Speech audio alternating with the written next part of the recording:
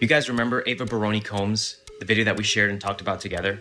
Ava Baroni Combs? Yes, it was breaking news.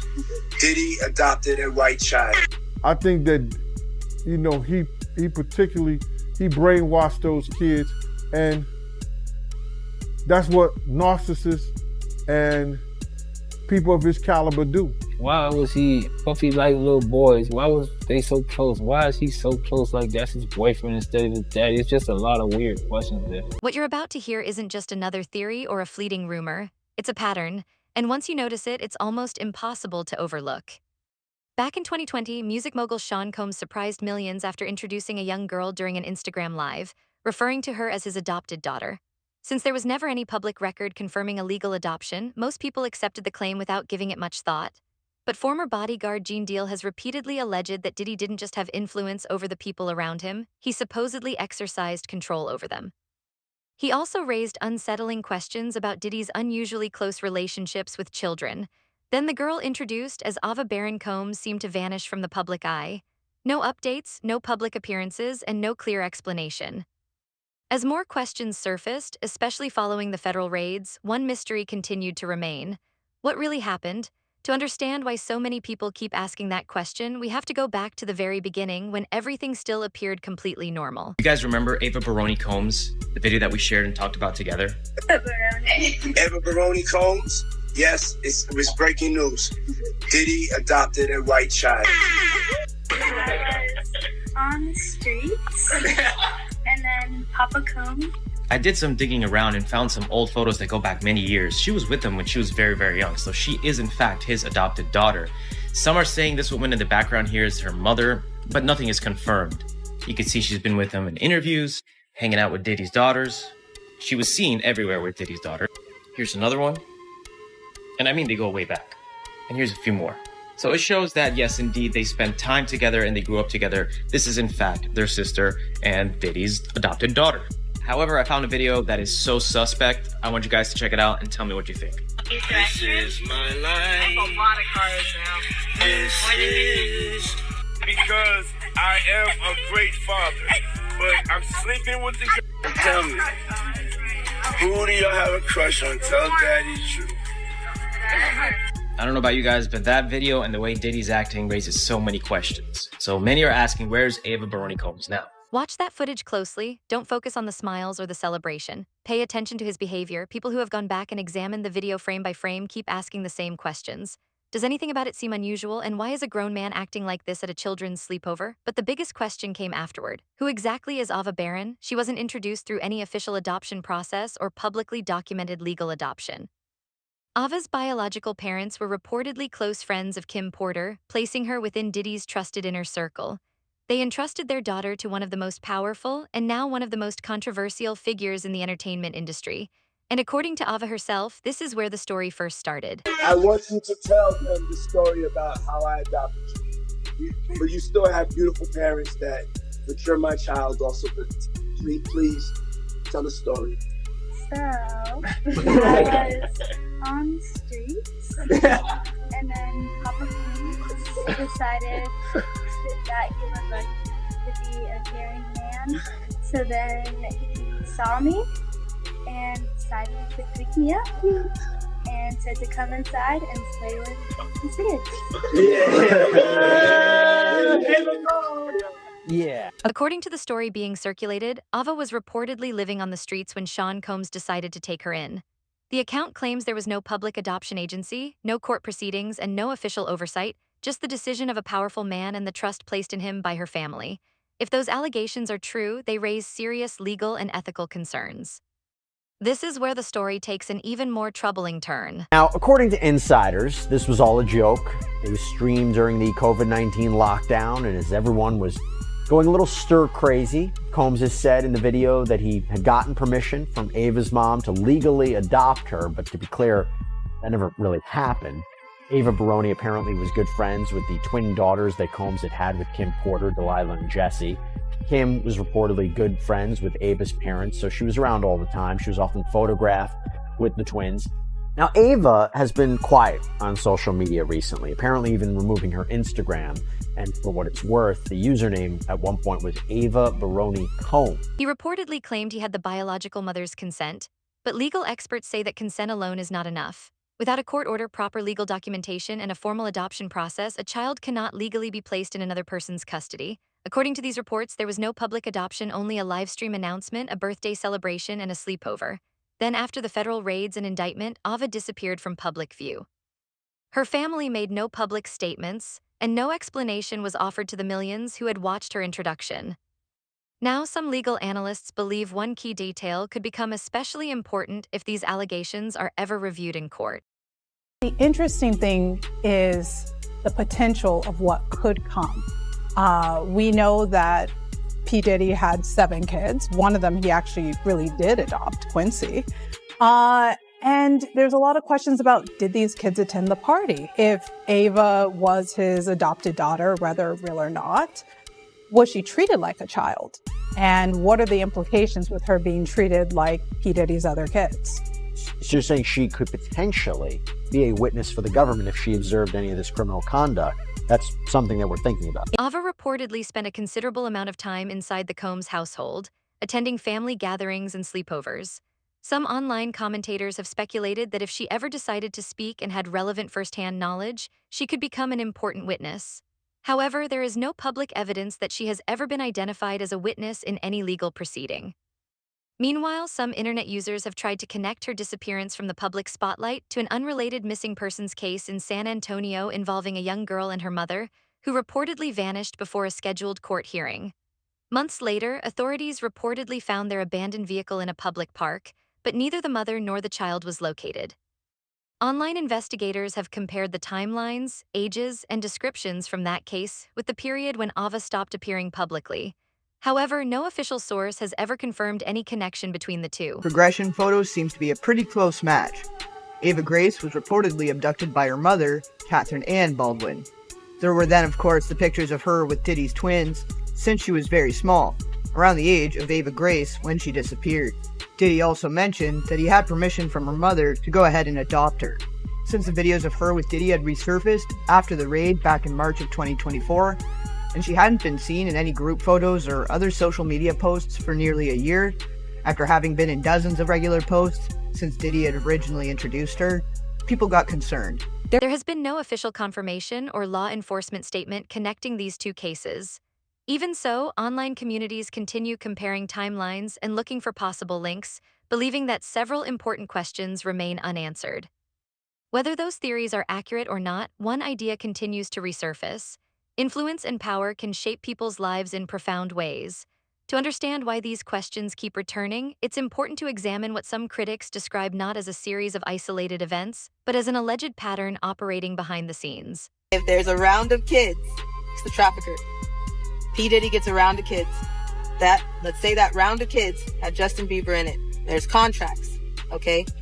There's contracts for codes within that person, so they can take a remote and turn that person off. Britney Spears, when they want to. Lindsay Lohan, when they want to. Amanda Bynes, when they want to, okay? So let's say there's a contract for Justin Bieber.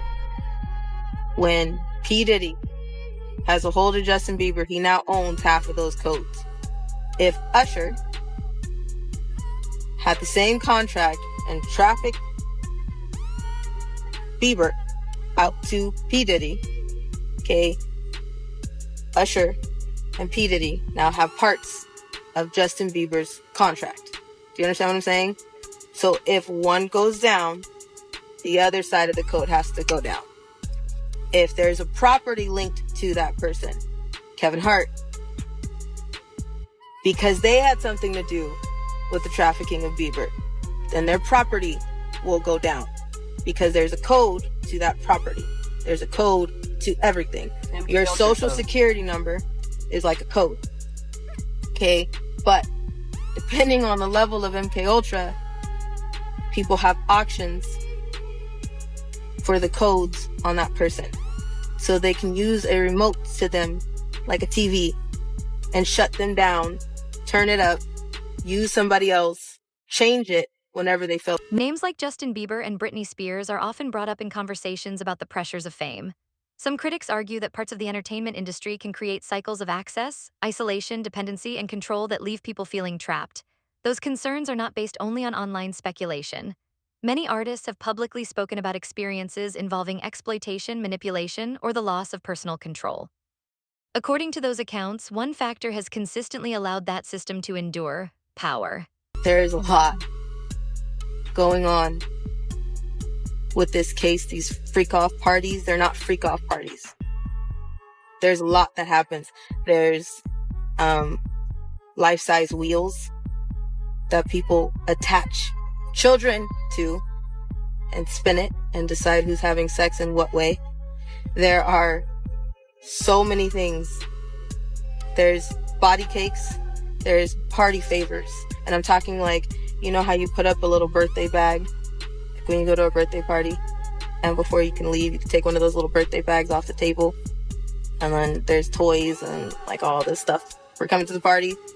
Yeah, instead of that, there's children.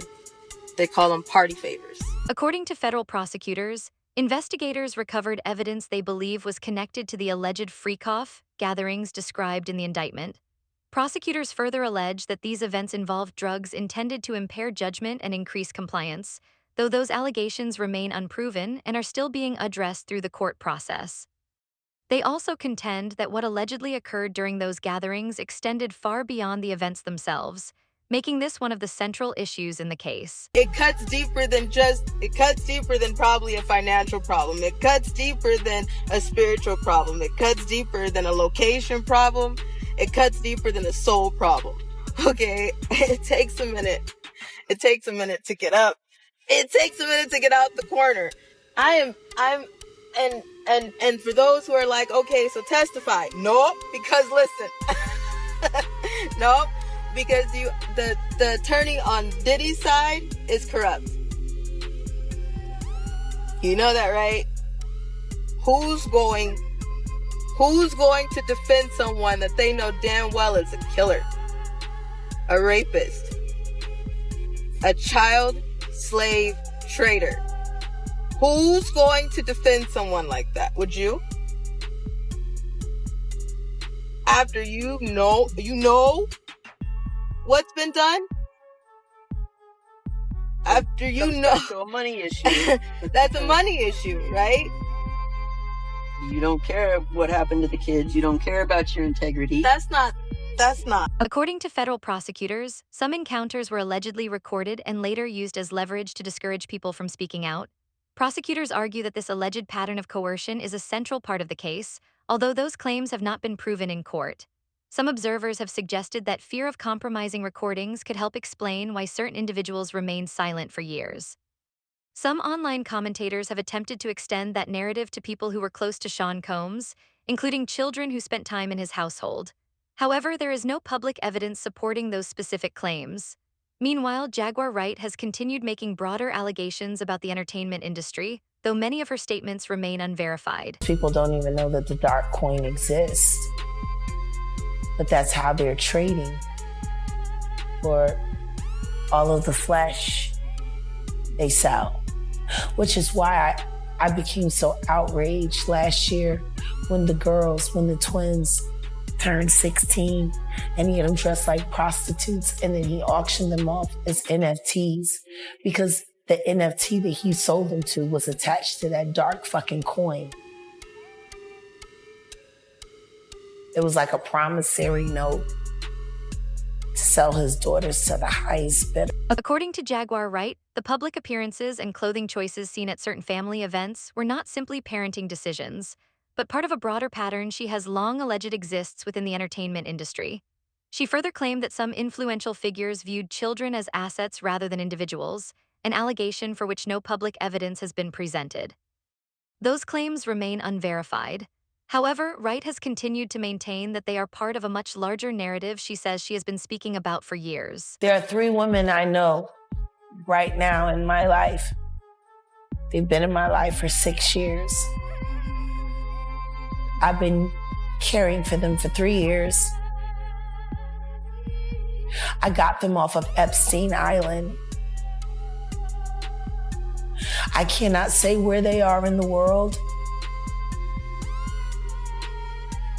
What I can say is when they got into the boat, they were roughed.